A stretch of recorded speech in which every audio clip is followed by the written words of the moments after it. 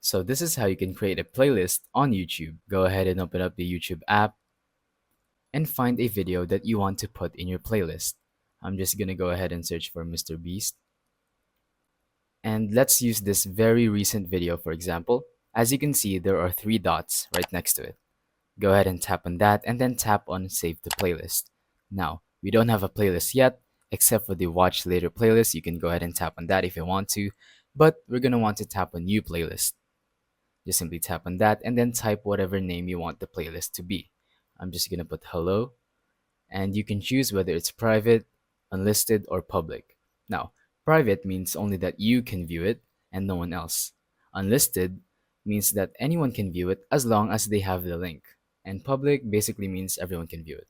So go ahead and choose whatever you want and then tap on create. Now, it's been created. Go ahead and tap on see list at the bottom, and here you go. You can go ahead and tap on shuffle to play it randomly, or you can tap on play all to start from the top and end at the bottom. So yeah, that's pretty much it. Thank you for watching. Don't forget to leave a like, subscribe, and let us know in the comments if the tutorial worked or if you have any questions. Thank you and goodbye.